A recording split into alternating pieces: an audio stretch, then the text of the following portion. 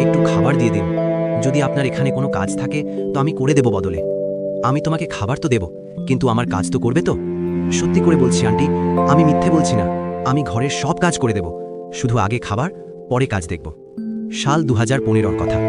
গুজরাটের সুরাট শহর, যাকে লোকে হীরা আর কাপড়ের ব্যবসার জন্য চেনে, সেই বছর একটা আলাদা রকমের নীরবতায় কাটছিল। ডিসেম্বর মাস ছিল। ঠান্ডা হাওয়া সকাল সকাল সোসাইটির রাস্তায় ছড়িয়ে থাকত। ভেসু এলাকার একটা ধনী কলোনিতে একটা বড় বাংলো ছিল, যার বাইরে চকচকে গাড়ি দাঁড়িয়ে থাকত। কিন্তু সেই ঘরের ভিতর গত 8 মাস ধরে আলো থাকা সত্ত্বেও অন্ধকার ছিল। এই ঘরে থাকতেন জয়দেব পাটেল আর তার স্ত্রী মীরা পাটেল। শহরে তাদের নাম সম্মানের সঙ্গে নেওয়া হতো। জয়দেব পাটেল টেক্সটাইলের বড় ব্যবসায়ী ছিলেন। টাকা, খ্যাতি, আরাম সবকিছু ছিল। কিন্তু 8 মাস আগে তাদের একমাত্র ছেলে রুদ্রাসের অসুখে মৃত্যু হয়েছিল। সে মাত্র 7 বছরের ছিল। সেই দিনের পর থেকে এই ঘরের প্রত্যেকটা দেওয়াল যেন কাঁদতে শুরু করেছিল। ড্রয়িং রুমে রাখা তার খেলনাগুলো ঠিক তেমনই পড়েছিল। দেওয়ালে লাগানো তার স্কুলের ছবি এখনও প্রতিদিন মীরাকে দেখত। মীরা প্রায়ই সকালে ঝাড়ু দিতে দিতে হঠাৎ কোনো কোণে বসে পড়তেন আর কাঁদতে শুরু করতেন। জয়দেব পাটেল চুপচাপ জানালার কাছে দাঁড়িয়ে বাইরের দুনিয়াকে দেখতে থাকতেন, কিন্তু আসলে তিনি নিজের ভিতরের শূন্যতাকে ডাকিয়ে থাকতেন। সেই সকালেও কিছু এমনই হয়েছিল। মীরা আলমারি পরিষ্কার করছিলেন যে হঠাৎ একটা পুরনো কপি হাতে এসে গেল। এটা রুদ্রাসের স্কুলের কপি ছিল। প্রথম পাতায় গোল গোল অক্ষরে লেখা ছিল, মাম্মা, পাপা, আমি তোমাদের খুব ভালোবাসি। মীরার হাত কাঁপতে লাগল। তিনি সেখানেই মাটিতে বসে পড়লেন। তার চোখ থেকে অশ্রু থামার নামই নিচ্ছিল না। জয়দেব দৌড়ে এলেন।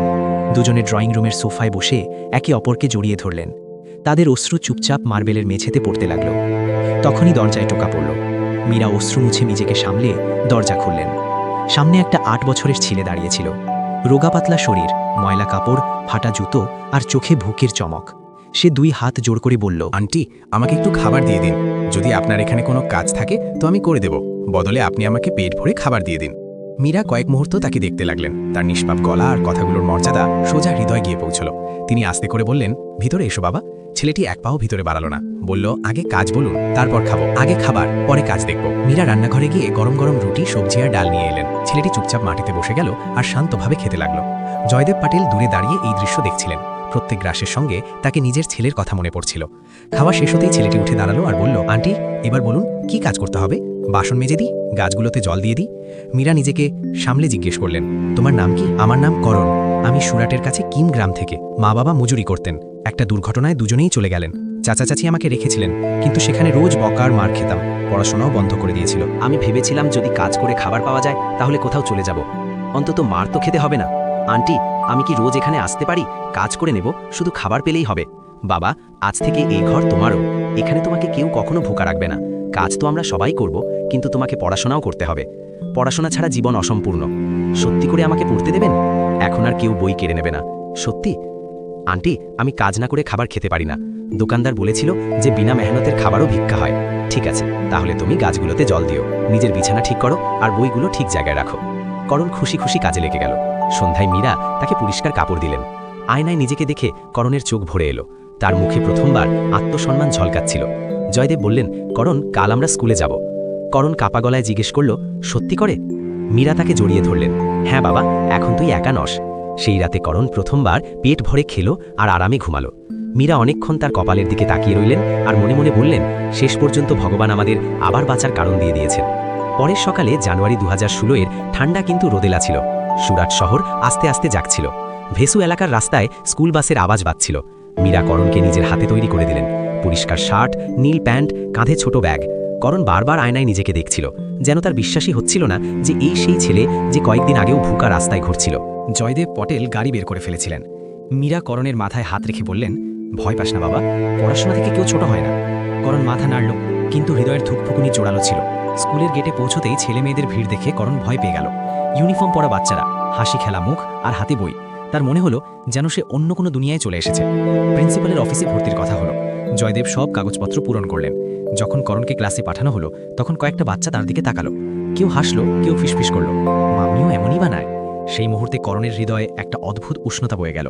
সে মনে মনে ভাবল, আমারও মাম্মি আছে। ঘরে ফিরে করণ স্কুলের সব কথা মীরা আর জয়দেবকে শোনালো। কিভাবে টিচার হেসে তাকে বসিয়েছিলেন, কিভাবে কয়েকটা বাচ্চা হেসেছিল, কিন্তু কিভাবে কয়েকজন বন্ধুত্বের হাত বাড়িয়েছিল। জয়দেব তার কাঁধে হাত রেখে বললেন, বাবা, শুরু সবসময় কঠিন হয়। মীরা তাকে দুধের গ্লাস দিয়ে বললেন, মেহনত কখনো বৃথা যায় না। দিন যেতে লাগলো। করণ আস্তে আস্তে পড়াশোনায় নিজেকে ঢালতে লাগলো। শুরুতে গণিতের অঙ্কগুলো তাকে কাঁদিয়ে দিত, শব্দ ভুল লিখত, কপি নোংরা হয়ে যেত। অনেকবার সে চুপচাপ কেঁদে নিত যাতে কেউ না দেখে। মীরা রাতে তার পাশে বসতেন, ইতিহাসের কথাগুলো গল্পের মতো বোঝাতেন, গণিতকে খেলা বানিয়ে পড়াতেন। জয়দেবও সময় বের করে তাকে বোঝাতে লাগলেন। মহল্লায় কথা শুরু হয়ে গেল। কেউ বলতো এত টাকা আছে তবু অনাথকে নিয়ে এলো, কেউ বলতো খুনের সম্পর্ক আলাদা হয়। মীরা এসব কথা শুনেও শোনেননি বলে দিতেন। তিনি বলতেন বাবার সম্পর্ক হৃদয় থেকে হয়। করণও এখন বুঝতে শিখে গিয়েছিল। সে জানতো দুনিয়া কি বলে, কিন্তু তাকে কোনো ফরক পড়তো না। 3 মাস পর স্কুলে প্রবন্ধ প্রতিযোগিতা হলো। বিষয় ছিল আমার মাতা পিতা। করণ সারা রাত জেগে লিখেছিল। সে লিখেছিল যে ভগবান তাকে দুবার মাতা পিতা দিয়েছেন, প্রথম যারা তাকে জন্ম দিয়েছেন, আর দ্বিতীয় যারা তাকে জীবন দিয়েছেন, যারা ভুখা পেট থেকে বাঁচিয়েছেন, পড়াশোনা দিয়েছেন, আর এটা শিখিয়েছেন যে মেহনত করে বাঁচাই আসল জীবন। যখন তার প্রবন্ধ নির্বাচিত হলো আর তাকে মঞ্চে ডাকা হলো, তখন পুরো স্কুলে তালি বেজে উঠল। মীরা আর জয়দেবের চোখ থেকে খুশির অশ্রু বেরিয়ে এলো। সেই দিন করণ ট্রফি নিয়ে ঘরে ফিরল আর সোজা মীরা জয়দেবের পায়ের কাছে রেখে দিল। বলল, এটা আমার না, আপনাদের জয়। ঘরে অনেকদিন পর হাসি বেজে উঠল, কিন্তু গল্প এখানে শেষ হয়নি। সুরাটের সেই শহরেই করণের চাচা চাচিও থাকতেন। যখন তাদের জানা গেল যে সেই ছেলে যাকে তারা একসময় বোঝা মনে করতেন এখন ভালো স্কুলে পড়ছে আর সম্মানের সঙ্গে বাঁচছে, তখন তাদের মন অস্থির হয়ে উঠল। একদিন চাচা হঠাৎ ভেসুতে চলে এলেন। মহল্লায় খোঁজ খবর নিতে লাগলেন। এই খবর করণের কাছে পৌঁছল। তখন সে সারা রাত ঘুমাতে পারল না। সে ভয়ে ভয়ে মীরাকে বলল, আরে মা, যদি ওরা আমাকে ফিরিয়ে নিতে চায় তাহলে? মীরা তাকে বুকে জড়িয়ে ধরলেন। কেউ তোকে এখান থেকে নিয়ে যেতে পারবে না। জয়দেবও কঠিন গলায় বললেন, এখন তুই আমাদের ছেলে। আস্তে আস্তে বছরগুলো কেটে গেল। করণ কিশোর বয়সে পৌঁছে গেল। পড়াশোনায় সে আরও উজ্জ্বল হতে লাগলো। খেলাধুলোতেও এগিয়ে থাকত।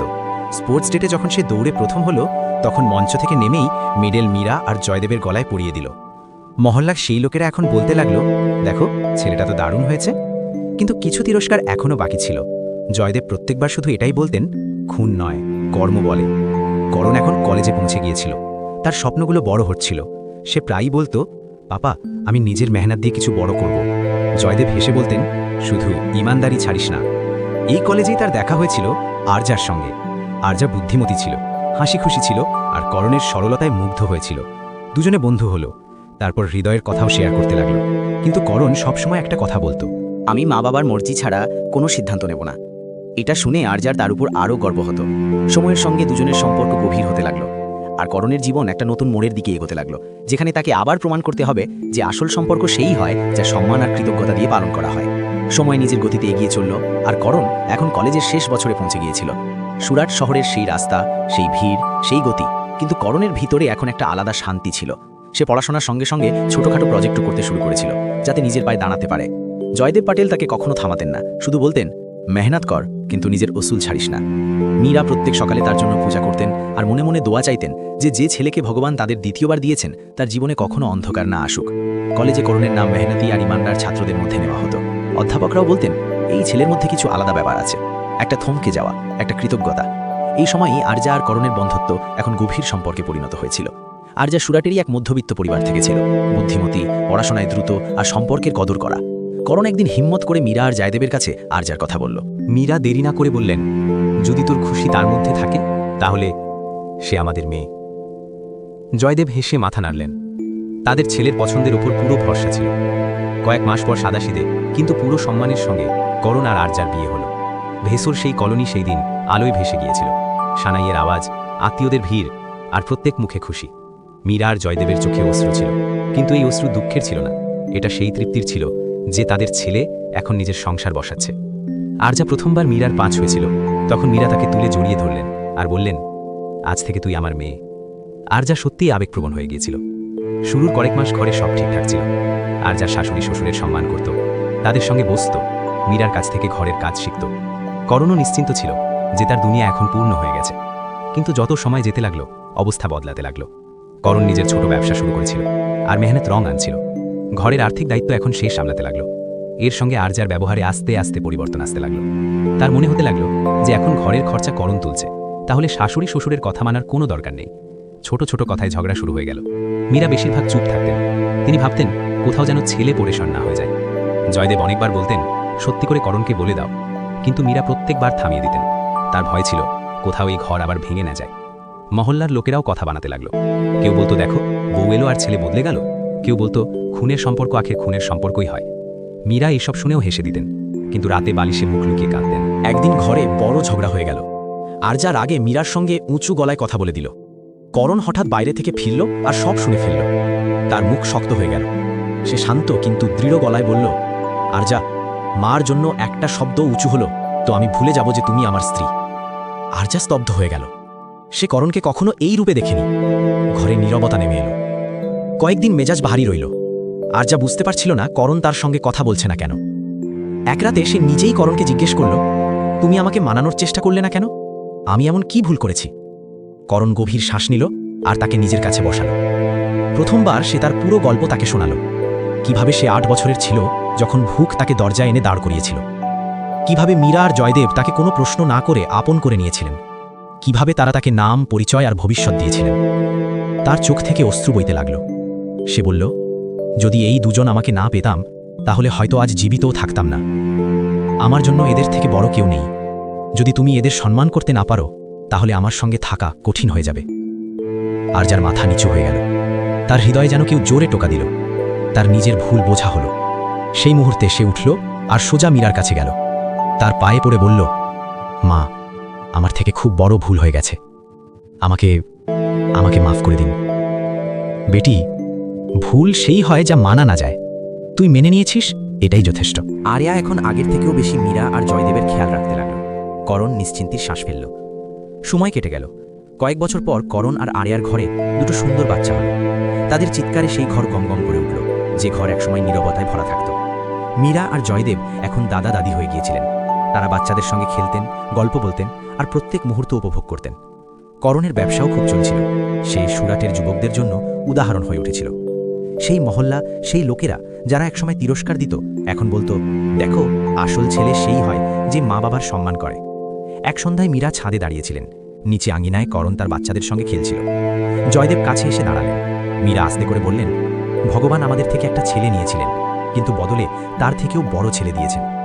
জয়দেবের চোখ ভরে এলো। তিনি আকাশের দিকে তাকালেন আর মনে মনে ধন্যবাদ বললেন। করণ সত্যিই প্রমাণ করে দিয়েছিল যে সম্পর্ক খুন থেকে নয়, মানবতা আর কৃতজ্ঞতা থেকে হয়। আজও যদি কেউ সেই কলোনিতে জিজ্ঞেস করে আসল ছেলে কে হয়, তাহলে লোকে এটাই বলে যে ভুখা ছেলেকে হৃদয় দিয়ে আপন করে নেয় আর সারা জীবন সেই আপন করা সম্পর্কের লাজ রাখে, সেই আসল ছেলে হয়। আর সুরাট শহরের সেই গলিতে এখন যদি কোনো ভুখা ছেলে দরজায় আসে, তাহলে মীরা সবার আগে দরজা খোলেন, কারণ তিনি শিখে গিয়েছেন যে মানবতার সবচেয়ে বড় ধর্ম কাউকে ভুকা ঘুমোতে না দেওয়া।